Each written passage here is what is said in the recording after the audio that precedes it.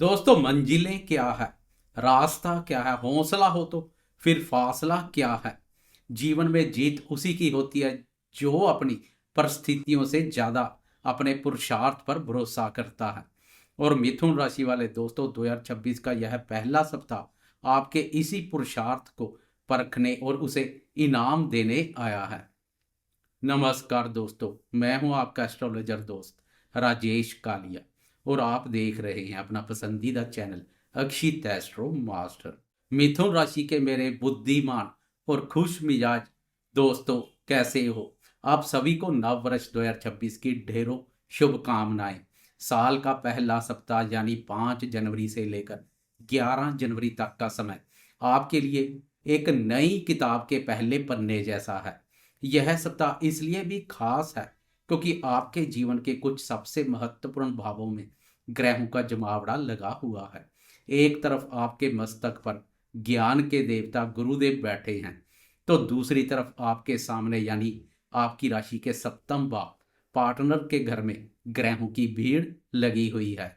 यह सप्ताह रिश्तों, करियर और खुद को साबित करने का सप्ताह है। तो चलिए बिना समय गंवाए विस्तार से जानते हैं कि मिथुन राशि वाले दोस्तों के लिए यह सप्ताह क्या सौगात लेकर आया है। दोस्तों, सबसे पहले इस सप्ताह के आकाशीय कैबिनेट यानी ग्रहों की स्थिति पर एक सरसरी नजर डालते हैं। इस सप्ताह चंद्रमा की चाल तो बदलेगी ही, उस पर हम आगे वीडियो के अंत में बात करेंगे, लेकिन बाकी ग्रहों की स्थिति बहुत ही पावरफुल बनी हुई है। सबसे अच्छी खबर यह है कि देवगुरु बृहस्पति आपके प्रथम भाव यानी आपकी ही राशि मिथुन पर विराजमान है। जब गुरुदेव लगन में होते हैं तो इंसान का कॉन्फिडेंस और उसकी सुरक्षा दोनों मजबूत रहती है। केतु महाराज आपकी राशि के तृतीय भाव सिंह राशि में पराक्रम में वृद्धि कर रहे हैं। राहु आपके भाग्य स्थान नवम भाव पर अकस्मात से भाग्य जगाने की फिराक में है। कर्मफलदाता शनिदेव आपके दसम भाव कर्म स्थान पर मीन राशि में डटे हुए हैं। यह भी उत्तम स्थिति है जो आपसे मेहनत करवाएगी लेकिन नाम बहुत देगी।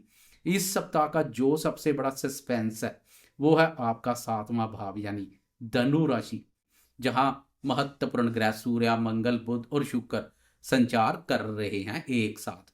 ध्यान दीजिएगा, इस सप्ताह शुक्र प्रेम और विलासता के कारक और मंगल ऊर्जा के कारक सूर्य के इतने करीब है कि वो पूर्ण अस्त जैसी अवस्था में रहेंगे। इसका मतलब है कि ग्रह तो केंद्र में है लेकिन वो अपनी पूरी ताकत नहीं दिखा पा रहे हैं। यह स्थिति आपके दाम्पत्य जीवन और बिजनेस पार्टनरशिप के लिए बहुत ही संवेदनशील है। इसका क्या प्रभाव पड़ेगा, आइए गहराई से समझते हैं। जीवन के महत्वपूर्ण क्षेत्रों पर एक नजर डालेंगे। मैं आपको कोई हवा हवाई बातें नहीं बताऊंगा बल्कि ग्रहों की वो हकीकत बताऊंगा जो असल जिंदगी में घटित होगी। सबसे पहले व्यक्तित्व और स्वास्थ्य। मिथुन राशि के दोस्तों, लगन में गुरु का होना आपको इस सप्ताह एक अलग ही चमक दे रहा है। आप बहुत सकारात्मक महसूस करेंगे, आप ज्ञान अर्जन करना चाहेंगे और आपकी सलाह लोगों को बहुत काम आएगी।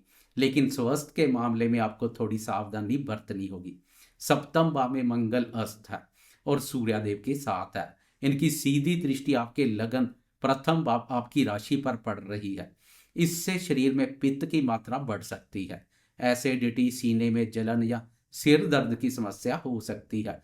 गुस्सा तो आपके नाक पर रहेगा। आपको ठंडा पानी पीना चाहिए और मेडिटेशन करना चाहिए, वरना आपका बना बनाए इंप्रेशन खराब हो सकता है। बात करें करियर और व्यवसाय की, तो करियर के लिहाज से यह सप्ताह ब्लॉकबस्टर है।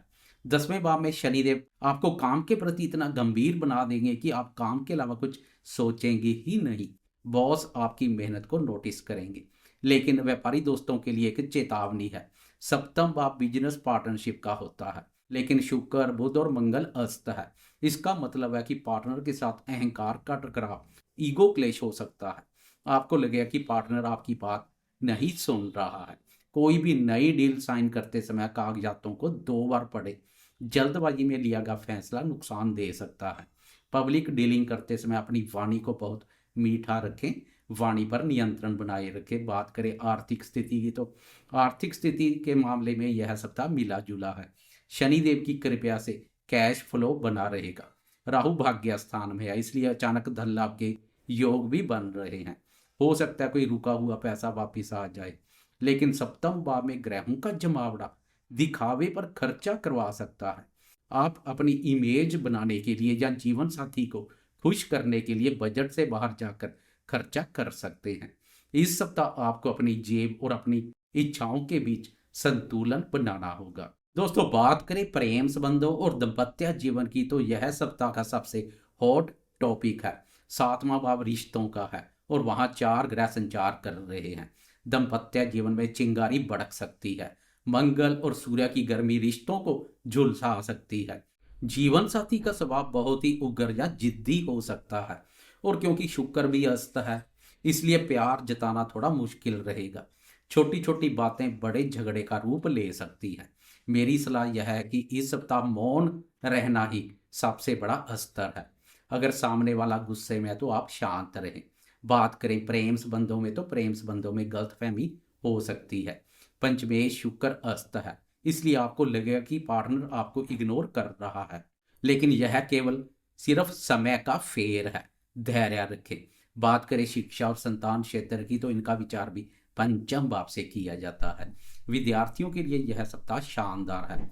लगन में बैठे गुरु और पंचम भाव पर उनकी दृष्टि सोने पर सुहागे जैसी है। आपका मन पढ़ाई में लगेगा। जो विद्यार्थी उच्च शिक्षा या विदेश जाने के लिए प्रयासरत हैं, क्योंकि राहु नवम भाव में है, उन्हें कोई अच्छी खबर मिल सकती है। संतान पक्ष की तरफ से थोड़ी चिंता रह सकती है। पंचमेश शुक्र के अस्त होने के कारणवश बच्चों की सेहत थोड़ी नरम रह सकती है, या उनका व्यवहार थोड़ा जिद्दी हो सकता है। उन्हें प्यार से समझाने की जरूरत है। डांटने से बात बिगड़ सकती है। अब आते हैं उस हिस्से पर जो आपके रोजमर्रा के मूड को तय करता है। वह है चंद्रमा का गोचर। सप्ताह का पहला दिन मंडे 5 जनवरी चंद्रमा आपकी राशि के दूसरे भाव कर्क राशि अपनी राशि पर संचार करेंगे। नव वर्ष के पहले हफ्ते की शुरुआत धन की चर्चा से होगी। सोमवार का दिन बैंकिंग, फाइनेंस और परिवार के लिए बहुत अच्छा है। दूसरा भाव धन, वाणी और कुटुंब का है। आप अपने परिवार के साथ बैठकर किसी मुद्दे पर गंभीर चर्चा करेंगे। आपकी वाणी में एक कशिश होगी। अगर किसी से पैसा मांगना या पेमेंट का तकादा करना है, तो सोमवार का दिन सबसे अच्छा है। खान पान का लुत्फ उठाएंगे। शायद घर में कोई अच्छा व्यंजन बने। 6 जनवरी की दोपहर 12:17 पर चंद्रमा राशि परिवर्तन कर सिंह राशि में प्रवेश कर जाएगा और 8 जनवरी की शाम के 6:38 तक यही रहेंगे। यह समय थोड़ा संभल कर चलने का है। सिंह राशि आपकी राशि का तृतीय भाव है। यहाँ पहले से केतु महाराज विराजमान है। अब चंद्रमा और केतु का युति योग बनेगा, तो यह पराक्रम में भ्रम पैदा कर सकता है। आपको लगेगा कि आप बहुत मेहनत कर रहे हैं, लेकिन परिणाम नहीं मिल रहा। छोटे भाई बहनों या पड़ोसियों के साथ किसी बात पर गलतफहमी हो सकती है। इस दौरान आप बहुत ओवर थिंकिंग कर सकते हैं। मन में एक अनजाना डर रह सकता है। मेरी सलाह कि इन 2.5 दिनों में कोई भी महत्वपूर्ण ईमेल या मैसेज भेजते समय 2 बार चेक करें। कम्युनिकेशन गैप हो सकता है। यात्रा करते समय भी सावधानी बरतें, कोई सामान खोने का डर है। 8 जनवरी की शाम के 6:38 पर चंद्रमा कन्या राशि में प्रवेश करेंगे और 11 जनवरी की सुबह 4:52 तक यही रहेंगे। कन्या राशि आपकी राशि का चतुर्थ भाव है। गुरुवार की शाम से आपको मानसिक शांति मिलनी शुरू होगी। चौथा भाव मन, माँ, घर और सुख का है। आप पिछले 2 दिनों की भागदौड़ से थककर अपने घर की शरण में जाएंगे। आप घर की साफ सफाई और साज सज्जा पर ध्यान देंगे। माता जी के साथ बहुत अच्छा समय बीतेगा। अगर आप वर्क फ्रॉम होम कर रहे हैं, तो यह समय बहुत ही प्रोडक्टिव रहेगा।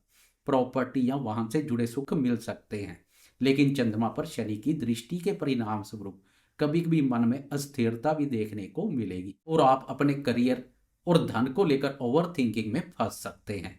इसलिए ओवर थिंकिंग को अपने ऊपर हावी ना होने दें। और अंत में 11 जनवरी की सुबह सुबह यानी ब्रह्म मुहूर्त में 4:52 पर चंद्रमा तुला राशि में प्रवेश कर जाएंगे। रविवार का दिन आपके लिए इस सप्ताह का बेस्ट डे साबित होगा। तुला राशि आपकी राशि का पंचम भाव है। 5वां घर मनोरंजन, प्यार, संतान और क्रिएटिविटी से संबंधित है। रविवार की छुट्टी का आप भरपूर आनंद लेंगे। दोस्तों के साथ घूमने का प्लान बन सकता है। अगर आप सिंगल हैं, तो किसी खास व्यक्ति से मुलाकात हो सकती है। जो तनाव सप्ताह के बीच में केतु चंद्रमा की युति के कारणवश था, वो अब पूरी तरह से गायब हो जाएगा। आप अपनी हॉबी पर ध्यान देंगे। शेयर बाजार या निवेश के कार्यों में कोई नया आइडिया आपके दिमाग में आ सकता है। तो दोस्तों, अगर मैं इस पूरे सप्ताह को समेट कर कहूँ तो निष्क्रिय यह है, यह सप्ताह रिश्तों की परीक्षा और करियर की उड़ान का मिश्रण है। लगन का गुरु आपको संभाले रखेगा और सप्तम भाव के 4 ग्रह आपको उकसाएंगे। आपको उकसावे में नहीं आना है। 5 तारीख को पैसा कमाएं, 6 से 8 के बीच में शांत रहें और यात्रा में सावधानी रखें। 9 और 10 को घर में सुख लें और 11 तारीख को जीवन का उत्सव मनाएं। उपाय के रूप में, चूंकि आपका राशि स्वामी बुध और प्रेम का कारक शुक्र दोनों अस्त होकर सूर्य के साथ हैं, तो एक छोटा सा उपाय जरूर करें। प्रतिदिन सुबह सूर्य देव को जल चढ़ाएं, लेकिन उसमें थोड़ी सी शक्कर या सफेद फूल डाल लें। इससे शुक्र और सूर्य का संतुलन बनेगा। बुधवार के दिन गाय को हरा चारा खिलाएं या गणेश जी को दुर्वा अर्पित करें। इससे आपके बिजनेस और पार्टनरशिप में आ रही बाधाएं दूर होंगी। मुझे पूरा विश्वास है कि यह विस्तृत राशिफल आपको अपने सप्ताह को बेहतर बनाने में मदद करेगा। याद रखिए, ग्रह हमें मौसम बताते हैं, जहाज हमें खुद चलाना पड़ता है। और अगर आपको यह जानकारी अच्छी लगी हो और मेरी मेहनत पसंद आई हो तो वीडियो को लाइक जरूर करें। कमेंट बॉक्स में गणपति बापा मोरया लिखना ना भूलें, इससे विघ्न दूर होते हैं।